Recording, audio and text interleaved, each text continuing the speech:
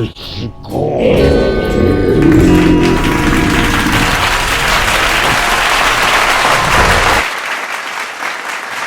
Carry on.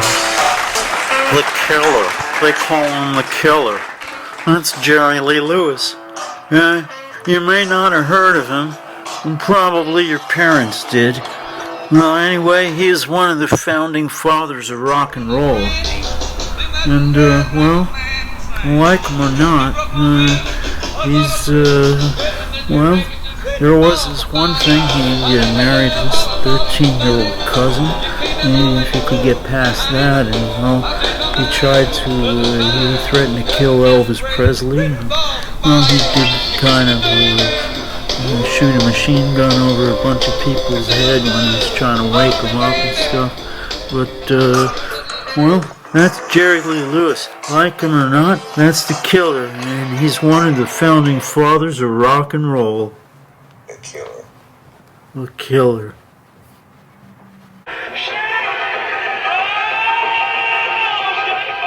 He was the rebel with a cause, and his cause was rock and roll. I am rock and roll, boy. Now, these other people are rock and roll, but I am rock and roll. In 1957, he rocked and shocked the world by teaching teenagers everywhere to shake it. I can see now, apparently it did start something like that. I like to feel good inside.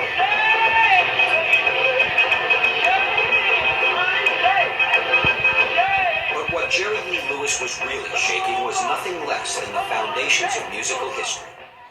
Oh, well, I was the 13-year-old cousin, and, well, you know, we were young, and, Jerry was, well, he was very, charismatic, and, well, my name is Go-Go Queen, and, well, I remember the 50s, it was different. Jerry would do exactly what he wanted.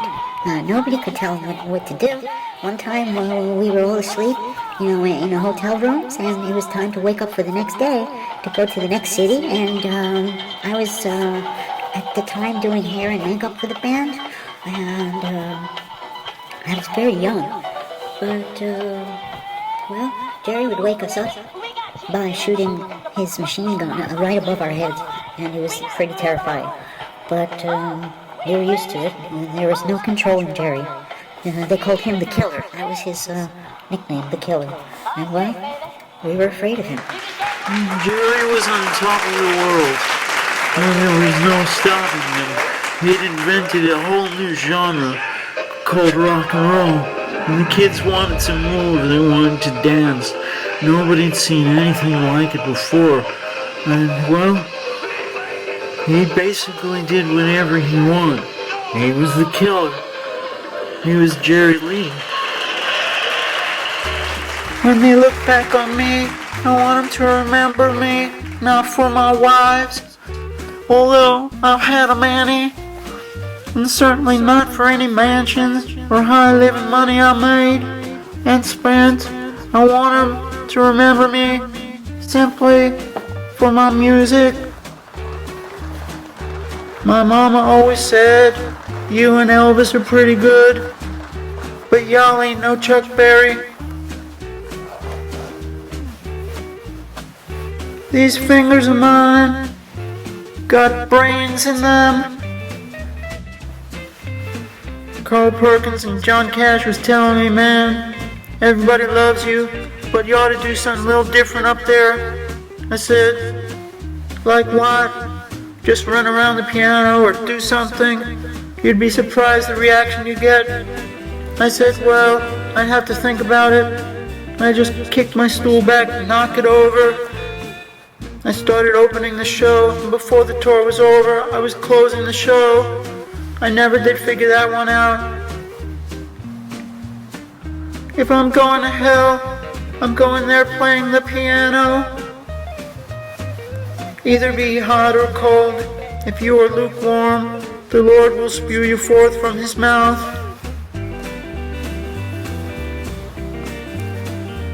I am right. I'm always right. One time I thought I was wrong. I found out I was right.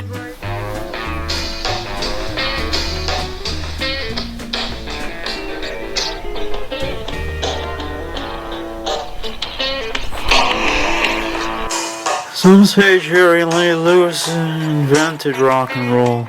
Well, with some of his antics and the way he got so crazy with the piano, then perhaps he did. We're gonna take you on a little ride, and well, this is Tales from the Tour Bus with Daniel Velveed.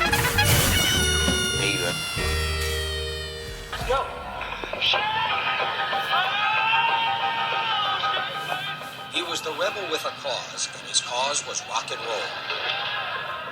I am rock and roll, boy.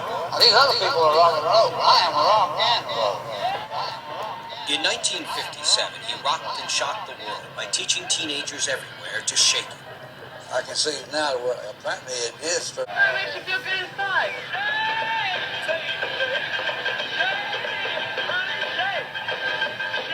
But what Jerry Lee Lewis was really shaking was nothing less than the foundations of musical history. Jerry Lee Lewis is one of the founding fathers of rock and roll. And let's just face it, the cat is a music genius.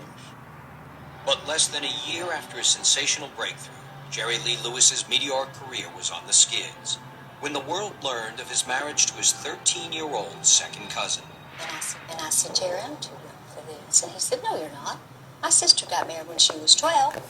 I said, but I'm still too young for this. Let's wait a while. He said, no, we're not waiting. It's now or never. His fall from the top was swift and brutal. Yes, I was blacklisted, so to say. I was disbanded.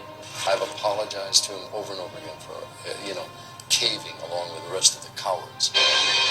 But he wasn't called killer for nothing, and no boycott or personal tragedy was going to stop Jerry Lee Lewis. He's got this tremendous spirit to survive, and he remains dignified, really, amongst all this tragedy.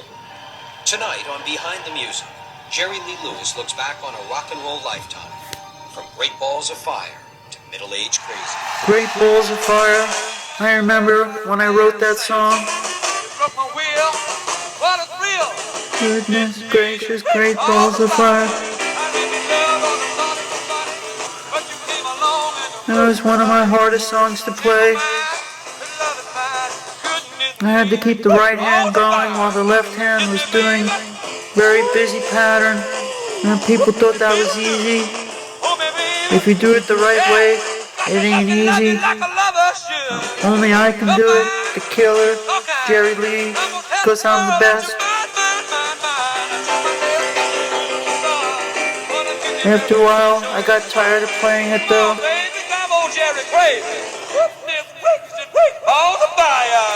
And I just kicked my stool out, and then I kicked my chair, and then I put my foot on the piano.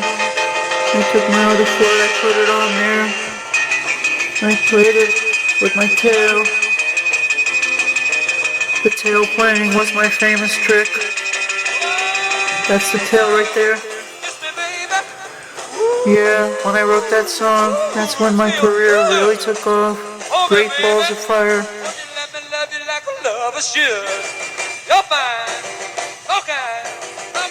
Doesn't matter. In the Panther world, you could marry second cousins. Doesn't matter about humans. I'm a Panther. Oh yeah, I remember Jerry Lee. It's hard to forget. Well, I went on tour with him. There were a few of us, a few different acts. There was Elvis Presley, there was Chuck Berry, Carl Perkins, I believe, and myself. I was a brand new act, and, well, he was jealous of me.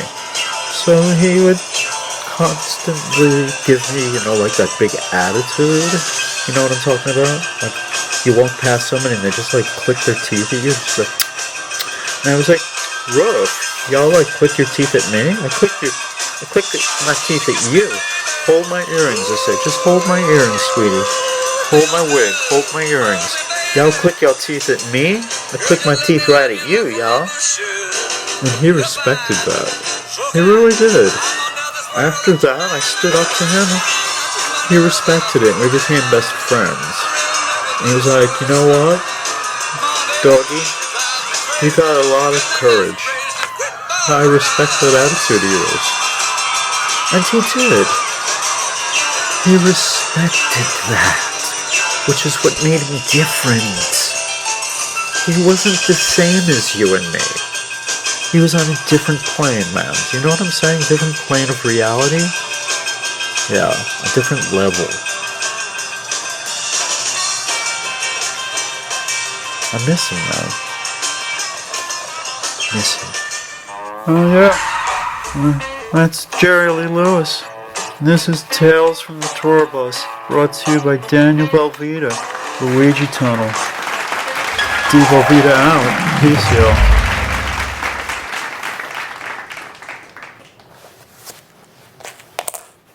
Da da da da da da da da da da da da da da da da da da da